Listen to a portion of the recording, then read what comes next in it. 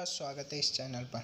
तो स्टूडेंट, हम एक नया टॉपिक बायोलॉजी का नए सिलेबस के अकॉर्डिंग नया टॉपिक स्टार्ट करने वाले हैं, पादप में जल अवशोषण एवं रसारोहण। देखिए क्या होता है पादप में जल अवशोषण। देखिए जब भी हमें प्यास लगती है या फिर हमें जल की आवश्यकता होती है तो हम क्या करते हैं, हम अपने जल के स्रोत के पास जाते हैं और वहाँ से जल को प्राप्त करते हैं और उसे हम क्या कर लेते हैं, किसी पात्र में भरकर उसे हम पी लेते हैं और हमारे अंदर जो जल की आवश्यकता होती है उसकी क्या हो जाती है, पूर्ति हो जाती है। इसी तरह पादप क्या करता है, जब पादप को जल की आवश्यकता होती है तो पादप अपने जलीय स्रोत से जल को प्राप्त करता है और फिर उस जो जल उसको प्राप्त होता है उससे वह अवशोषित कर लेता है, जिससे उसकी भी जो क्या होती है, जो जल की आवश्यकता होती है उसकी भी पूर्ति हो जाती है। यहाँ क्या हो रहा है, यहाँ हम जल को पीते हैं, पादप जल को क्या करता है, अवशोषित करता है। बस इतना सा ही फर्क है पादप और हम में कि हम जल को पीते हैं, पादप जल को क्या करता है, अवशोषित करता है। तो इसी पादप के द्वारा जल की आवश्यकता की पूर्ति के लिए जल को अवशोषित करना ही पादप जल अवशोषण कहलाता है। तो यही डेफिनेशन मैंने यहाँ लिख रखी है। पादप द्वारा जल की आवश्यकता को पूरा करने के लिए मृदा से जल को अवशोषित करना ही पादप जल अवशोषण कहलाता है। आई थिंक आपको ये डेफिनेशन समझ में आ गई होगी। इसके आगे चलते हैं हमने कुछ इंपॉर्टेंट पॉइंट लिख रखे हैं। जल ही जीवन की इकाई है, ठीक है। जल जीवों की कोशिका का मुख्य घटक होता है, क्योंकि देखिए जब कोशिका स्फीत अवस्था में होती है, स्फीत क्या होता है, जब कोशिका में पर्याप्त मात्रा में जल उपस्थित होता है तो उसे कोशिका की स्फीत अवस्था कहते हैं। जब कोशिका स्फीत अवस्था में होती है तभी उसके अंदर पाई जाने वाली रासायनिक अभिक्रियाएं, कार्बनिक अकार्बनिक अभिक्रियाएं, सभी प्रकार की जो जीवन के लिए जो आवश्यक अभिक्रियाएं होती है वह तभी संपन्न हो पाती है। और यह क्रिया कब होती है, जब कोशिका स्फीत अवस्था में होती है और स्फीत होने के लिए हमें जल की आवश्यकता होती है। तो इसीलिए कहा गया है जल जीवों की कोशिकाओं की मुख्य घटक है। देखिए हमारे पास जल की आवश्यकता को पूरा करने के लिए विभिन्न स्रोत होते हैं। जल की आवश्यकता को, जल को प्राप्त करने के लिए हमारे पास क्या होते हैं, विभिन्न स्रोत होते हैं, जैसे नदी, तालाब, है ना, और हमारे आसपास जो कुएं होते हैं, हमारे घर में जो टैंक वगैरह खुदाया होता है जिसमें से हम मोटर डाल के पानी निकालते हैं। तो वो जो स्रोत है वो हमारे जल जो है, हमको जो जल प्राप्त होता है उसके प्रमुख स्रोत है। इसी तरह क्या होता है, पादप को भी जल प्राप्त करने के भिन्न भिन्न स्रोत होते हैं। उनमें से दो स्रोत है जो अपवाहित जल और एक मृदा जल।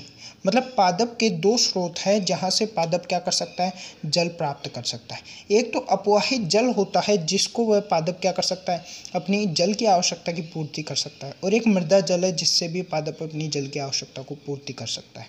देखिए अपवाहित जल क्या होता है, तेज वर्षा के कारण बहुत अधिक मात्रा में एकत्रित होने वाला जल नदी, तालाब, पोखर आदि में चला जाता है, उसे क्या कहते हैं, अपवाहित जल।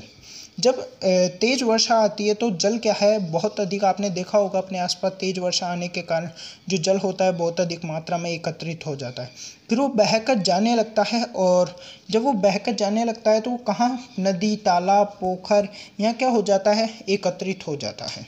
तो इसी को क्या कहते हैं, अपवाहित जल कहते हैं। फिर उसके बाद यहाँ मृदा जल रखा है।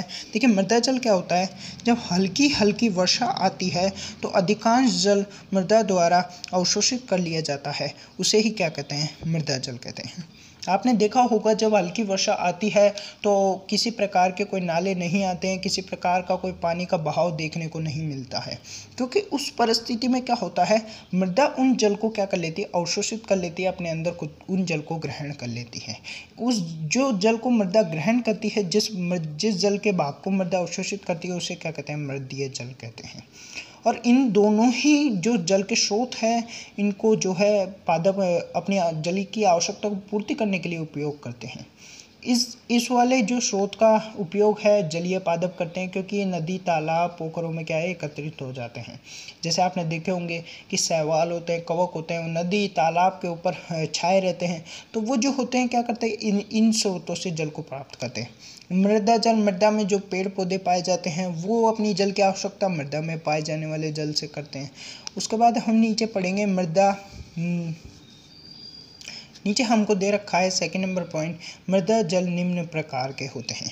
देखिए अपवाहित जल तो कोई प्रकार नहीं होता है, लेकिन मृदा जल के भी प्रकार होते हैं। ठीक है, मृदा जल निम्न प्रकार के होते हैं, जिनमें से 3 प्रमुख प्रकारों की मैं बात करने वाला हूँ। ठीक है, तो कोशिकीय जल, पहला है कोशिकीय जल। मृदा के कणों के मध्य पाए जाने वाला जल कोशिकीय जल कहलाता है। देखिए किस तरह ये मृदा के कण हैं। ठीक है, ये आपको दिख पा रहे होंगे, विभिन्न विभिन्न मृदा के कण आपको दिख पा रहे होंगे। तो ये मृदा के कणों के मध्य आपको ब्लू ब्लू ब्लू डॉटेड मैंने आपको दिखाया हुआ है। ये जो ब्लू ब्लू डॉटेड है ये क्या है? जल है। ये कहाँ उपस्थित है? ये मृदा के कणों के मध्य उपस्थित है। इसे क्या कहेंगे? केशिकीय जल, यानी मृदा के कणों के मध्य उपस्थित जल को ही केशिकीय जल कहते हैं। और पादप द्वारा केशिकीय जल को ही अवशोषित किया जाता है।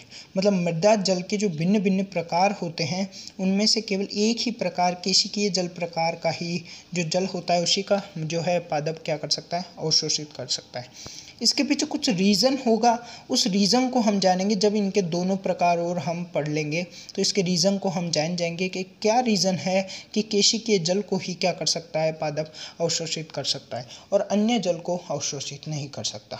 तो देखते हैं आगे के दोनों पॉइंट्स। दूसरे नंबर का जो मृदीय जल का स्रोत है वो है गुरुत्वीय जल। क्या होता है गुरुत्वीय जल? वह जल जो भूमि के बहुत अधिक नीचे बहुत अधिक मात्रा में पाया जाता है उसे गुरुत्वीय जल कहते हैं। देखिए क्या होता है, जब वर्षा आती है तो वर्षा के दौरान क्या होता है? मृदा द्वारा जल को क्या कर लिया जाता है? अवशोषित कर लिया जाता है। तो जो मृदा द्वारा जल को अवशोषित किया जाता है वो गुरुत्वाकर्षण बल के कारण क्या होता है? नीचे आता जाता है। तो यहाँ जब नीचे जब खोखला स्थान जहाँ होता है नीचे बहुत नीचे जाके मृदा में बहुत नीचे जाके खोखला स्थान पाया जाता है, उस स्थान में क्या करता है वो जल जब यहाँ तक आ जाता है तो वो नीचे टपक होते होते एकत्रित हो जाता है। बहुत अधिक मात्रा में क्या हो जाता है? एकत्रित हो जाता है। तो उस जल को क्या कहते हैं? गुरुत्वीय जल। और इसका गुरुत्वीय नाम इसलिए दिया गया है क्योंकि ये जो जल है वो गुरुत्वाकर्षण बल के कारण नीचे आता है। तो ये समझ में आ गया हमको गुरुत्वीय जल क्या होता है। अब बात आती है गुरुत्वीय जल को क्या पादप अवशोषित करते हैं? तो इसका जवाब होगा नहीं, गुरुत्वीय जल को पादप अवशोषित नहीं करते, क्योंकि गुरुत्वीय जल जो होता है वो इतना नीचे होता है कि पादप की जड़ें पहुंच ही नहीं पाती, इसलिए गुरुत्वीय जल को पादप अवशोषित नहीं कर सकता। अगर मान लीजिए पादप की जो जड़ें हैं वो गुरुत्वीय जल तक पहुंच जाती है तो इस स्थिति में 100% जो पादप की जो जड़ें हैं वो गुरुत्वीय जल को क्या कर सकेगी? अवशोषित कर सकेगी। लेकिन पादप की जड़ें कभी भी गुरुत्वीय जल तक नहीं पहुंच पाती। जैसा कि आपको पता है कि हमारे घर में जो मोटर होती है जो जल को क्या करती है? बाहर निकालती है। किसके माध्यम से? मोटर जो है जल को बाहर निकालती है। तो वो जिस जल को बाहर निकालती है वो जल गुरुत्वीय जल ही कहलाता है। अब इसके बाद हमको दे रखा है आर्द्रताग्राही जल। अब पढ़ेंगे आर्द्रताग्राही जल के बारे में। आर्द्रताग्राही जल वह जल जो मृदा के कणों के अंदर पाया जाता है वह आर्द्रताग्राही जल कहलाता है। देखिए आर्द्रताग्राही जल क्या होता है? जो मृदा के कण होते हैं इन मृदा के कणों के अंदर भी जल पाया जाता है। देखिए ये सभी मृदा के कण हैं और इन मृदा के कणों के मध्य आपको ब्लू ब्लू डॉटेड दिख रहा होगा। ये जो ब्लू ब्लू डॉटेड है ये मृदा के कणों के अंदर उपस्थित जल को प्रदर्शित कर रहा है। तो ये क्या कहलाएंगे? ये इस तरह का जल क्या कहलाएगा? आर्द्रताग्राही जल कहलाते हैं। अब आर्द्रताग्राही जल को क्यों नहीं अवशोषित कर पाती? ये जो जड़ें होती है आर्द्रताग्राही जल को अवशोषित इसलिए नहीं कर पाती क्योंकि ये जो जड़ें होती हैं ये कणों के अंदर नहीं जा पाती। ये जल जो होता है आर्द्रताग्राही जल कणों के अंदर उपस्थित होता है, तो जो जड़ें हैं वो कणों के अंदर नहीं जा पाती, इसलिए इस प्रकार के जो जल है इसको वह अवशोषित नहीं कर पाती। इसका जो स्ट्रक्चर है आपको नीचे दिखाया गया है, बनाया गया है, इसमें आप देख सकते हैं। इसमें आपको अच्छे से समझ सकते हैं कि ये पादप है और ये पादप की जो जड़ें हैं इस तरह फैली हुई है ज़मीन के अंदर। ठीक है, तो देखिए इसमें क्या है कि जो जड़ें हैं ये केवल कैपिलरी वाटर वाले क्षेत्र में ही फैली हुई, कैपिलरी यानी केशिकत्व वाले क्षेत्र में ही है। ये किसी मृदा के कण के अंदर नहीं जा रही है, ये देखिए किसी भी मृदा के कण के अंदर नहीं जा रही है। तो इस परिस्थिति में ये मृदा के कण के अंदर उपस्थित आर्द्रताग्राही जल को तो ग्रहण कर ही नहीं सकती। ठीक है, अब ये किस तरह के जल को ग्रहण करेगी? ये कैपिलरी यानी केशिकत्व जल को ही ग्रहण कर सकती है, जो जड़ें हैं। अब नीचे देखिए यहाँ पे गुरुत्वीय जल को बताया गया है। ये जड़ें हैं, ये मैंने आपको बताया था कि गुरुत्वीय जल इतना नीचे होता है कि जड़ें गुरुत्वीय जल तक पहुँच ही नहीं पाती। अगर पहुँच जाए तो हो सकता है, लेकिन पहुँच ही नहीं पाती, इसलिए गुरुत्वीय जल का भी अवशोषण नहीं कर पाती। अब इसके आगे देखते हैं क्या है। अब हम पौधे में जल अवशोषण करने वाले अंगों के बारे में पढ़ेंगे। देखिए क्या होता है, जब हम जल को पीते हैं तो हम किसी अंग के माध्यम से यानी मुख के माध्यम से हम जल को पीते हैं और विभिन्न पोषक पदार्थों को भोजन के रूप में हम ग्रहण करते हैं। तो वो भी हम कहाँ से ग्रहण करते हैं? मुख से ग्रहण करते हैं। ठीक है, तो हमारे पास एक विशेष अंग है जलीय पदार्थ यानी जल को ग्रहण करने का और पोषक पदार्थों को ग्रहण करने का हमारे पास एक विशेष अंग है। तो उसी तरह क्या होता है, पौधों के पास भी विभिन्न पोषक पदार्थों एवं जल को ग्रहण करने का क्या है? एक विशेष अंग होता है। ठीक है, अब बात आती है कि वो अंग कहाँ उपस्थित होता है। वो अंग पादप की जड़ों में उपस्थित होता है। इसी के बारे में हम यहाँ बात करने वाले हैं कि वो अंग किस किस पादपों में वो अंग होते हैं, किन किन पादपों में वो अंग नहीं होते हैं। जिनमें होते हैं उन अंगों के बारे में हम पढ़ने वाले हैं आगे कि उनके कितने प्रकार होते हैं, वो उन अंग के डेफिनेशन हम पढ़ेंगे। तो स्टार्ट करते हैं। तो निम्न श्रेणी के जो पौधे होते हैं जैसे शैवाल तथा कवकों में जो है जल अवशोषण की कोई विशेष भाग नहीं होते। जो निम्न शैवाल और कवकों में क्या है, जल अवशोषण के कोई भी विशेष अंग और भाग नहीं होते हैं। इनके पादप शरीर की कोशिकाएं ही जल तथा खनिज पदार्थों का अवशोषण करते हैं। देखिए क्या होता है, इनमें जब कोई विशेष अंग भाग ही नहीं होंगे तो ये अवशोषण तो करना पड़ेगा जल का और विशेष पोषक पदार्थों का। तो क्या होता है, इनकी जो कोशिकाएं होती है, पादप शरीर की जो कोशिकाएं होती है, वे कोशिकाएं ही उन पदार्थों का, पोषक पदार्थों का, जल का अवशोषण कर लेती हैं। इनके लिए कोई विशेष अंग की आवश्यकता नहीं होती। ये केवल निम्न वर्गीय पादपों में होता है, पादपों में। यहाँ पे हमको एक पॉइंट और लिखाया गया है, इसे आप स्टार डाल के लिख सकते हैं, स्टार डाल के लिख सकते हैं। क्या? ब्रायोफाइट में जल अवशोषण के लिए मूलाभास होते हैं। ब्रायोफाइट में जल अवशोषण के लिए मूलाभास होते हैं। उसके बाद उच्च श्रेणी के पौधों में जल अवशोषण के लिए सुविकसित मूल तंत्र होता है। यानी अब हमने देखा कि निम्न वर्गीय जो पौधे निम्न श्रेणी के जो पौधे होते हैं उनमें तो कोई विशेष अंग नहीं होता है और ब्रायोफाइट्स में क्या होता है, मूलाभास होते हैं। और जो उच्च श्रेणी के जो पौधे होते हैं उन उच्च श्रेणी के पौधे में एक विशेष अंग पाया जाता है, एक विशेष मूल तंत्र पाया जाता है जिसके माध्यम से वो जलीय पदार्थ एवं विभिन्न पोषक पदार्थों को क्या करते हैं, अवशोषित करते हैं। जल व खनिज पदार्थों का अवशोषण जड़ की संपूर्ण सतह द्वारा नहीं होता। यानी यहाँ बताया गया है कि मूल तंत्र जो होता है वह मूल तंत्र द्वारा क्या होता है, अवशोषण होता है। लेकिन इसका मतलब यह नहीं है कि जो जल व खनिज पदार्थों का अवशोषण है वह अवशोषण जड़ की संपूर्ण सतह द्वारा हो। नहीं, वो जड़ की संपूर्ण सतह द्वारा नहीं होता। वे अवशोषण करने वाले अंग जड़ की सतह पर उपस्थित होते हैं, बस उन्हीं के द्वारा ये अवशोषण का कार्य होता है। तो बस उसी के बारे में अब हम पढ़ेंगे। देखिए, जब जड़ में दो प्रकार के भाग होते हैं, कौन कौन से? एक तरुण क्षेत्र और एक परिपक्वन क्षेत्र। जो तरुण क्षेत्र होता है, इस तरुण क्षेत्र से ही हमारे जो विभिन्न पोषक पदार्थ हैं, जल है, इनका अवशोषण होता है। लेकिन परिपक्वन क्षेत्र से किसी प्रकार का कोई अवशोषण नहीं होता है। क्या रीज़न है? देखिए, परिपक्वन क्षेत्र में क्या है, सुबेरिन एवं लिग्निन की जो परिपक्वन क्षेत्र की जो कोशिकाएं हैं उन कोशिकाओं में सुबेरिन एवं लिग्निन की परत का जमाव हो जाता है। ये जो सुबेरिन और लिग्निन की जो परत है ये जल के लिए क्या होती है, अपारगम्य होती है। इस कारण ये कोशिकाएं क्या है, जल के लिए अपारगम्य हो जाएगी और ये जल को अवशोषित नहीं कर पाएगी।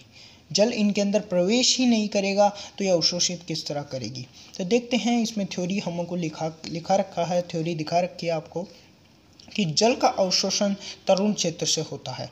जो जल है हमारे पादप में तरुण क्षेत्र से ही, तरुण क्षेत्र को एक युवा क्षेत्र भी कहते हैं। क्या कहते हैं? युवा क्षेत्र भी कहते हैं। परिपक्व क्षेत्र में पाई जाने वाली कोशिकाओं में काष्ठाबान यानी लिग्निफिकेशन यानी लिग्निन की परत के जमाव के कारण एवं सुबेरिनीकरण यानी सुबेरिनाइजेशन यानी सुबेरिन की परत के जमाव के कारण इनकी जो कोशिका भित्ति होती है वो जल के लिए क्या हो जाती है? अपारगम्य हो जाती है। इस कारण इनकी जो कोशिकाएं होती हैं उनका द्वारा जल का अवशोषण नहीं होता है। अतः साफ साफ लिख सकते हैं कि परिपक्व क्षेत्र जल का अवशोषण नहीं करता है, तरुण क्षेत्र या युवा क्षेत्र ही जल का अवशोषण करता है। तो यह हमारे क्लियर होता है। उसके बाद हम आगे बढ़ते हैं। जो तरुण क्षेत्र होता है उस तरुण क्षेत्र को कितने भागों में बांटा गया है? 5 भागों में। कौन कौन से? मूल गोप, मूल शीर्ष, दैर्ध्य वृद्धि क्षेत्र, मूल रोम क्षेत्र एवं परिपक्वन अथवा प्रौढ़ क्षेत्र। इस तरह इनको क्या है, जो तरुण क्षेत्र है उसको 5 भागों में बांटा गया है। अब बात करेंगे इसके स्ट्रक्चर में। हम देखते हैं कि 5 भाग कहाँ कहाँ उपस्थित है और उसके बाद इनके वर्णन देखेंगे। तरुण क्षेत्र का स्ट्रक्चर दिखाया गया है। देखिए इस तरुण क्षेत्र में ये वाला जो क्षेत्र एरिया होता है, कौन सा? ये वाला जो एरिया होता है, ये जो एरिया होता है इसके ऊपर जो एक आवरण पाया जाता है, ये जो एरिया होता है इसके ऊपर एक आवरण पाया जाता है, उस आवरण को क्या कहते हैं? मूल गोप कहते हैं। यहाँ पर जो इसका आवरण के नीचे जो क्षेत्र पाया जाता है, इस आवरण के नीचे उसे क्या कहते हैं? कोशिका विभाजन क्षेत्र या शीर्ष क्षेत्र। शीर्ष क्षेत्र मैंने बताया था, दूसरे नंबर का जो भाग है वो शीर्ष क्षेत्र है और इस शीर्ष क्षेत्र को ही कोशिका विभाजन का क्षेत्र कहते हैं।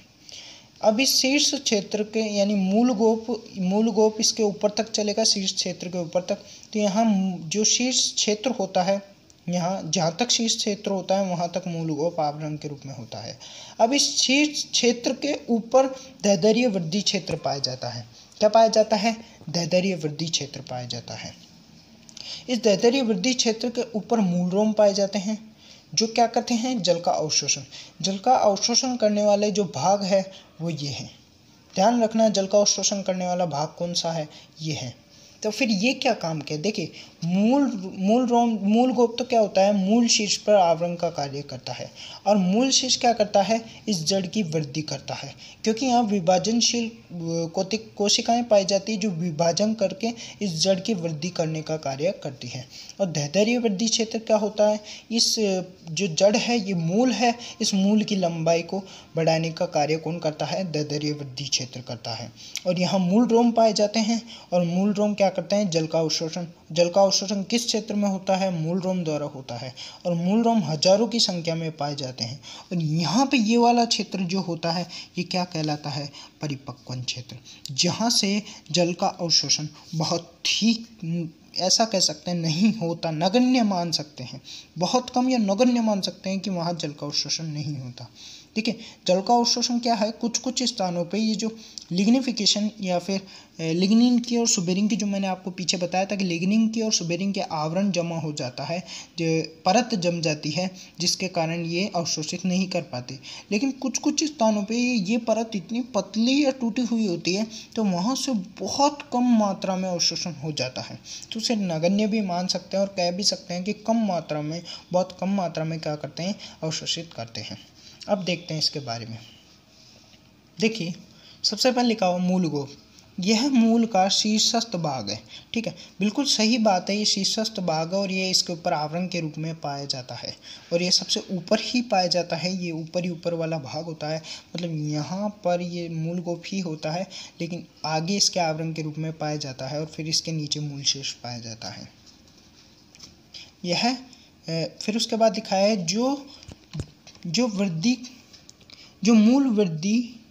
जो मूल के वृद्धिकारी शीर्ष को रक्षात्मक आवरण प्रदान करता है। ये मूल के वृद्धिकारी शीर्ष, मूल शीर्ष जो है वृद्धिकारी शीर्ष है जो क्या करता है? मूल के वृद्धि प्रदान करता है। जो मूल शीर्ष होता है वही मूल की वृद्धि करता है, तो उसके ऊपर ये क्या करता है? आवरण के रूप में होता है। फिर उसके बाद है मूल शीर्ष, यह जड़ का उपांत्य क्षेत्र है।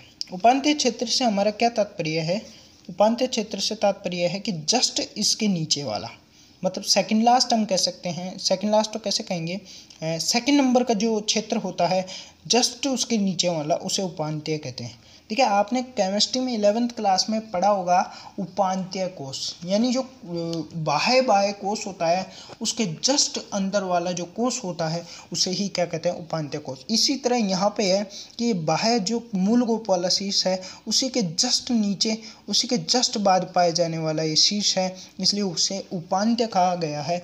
यानी दूसरे नंबर पे जो चीज़ पाई जाती है उसे उपांत्य उपाधि दे सकते हैं, इसलिए इसे कहा गया है यह उपांत्य वाला भाग है जड़ का। फिर उसके बाद हमारा लिखाया गया है जिसकी कोशिकाएं विभिजोतकी एवं विभाजनशील होती हैं, इसके कोशिका विभाजन का क्षेत्र भी कहते हैं।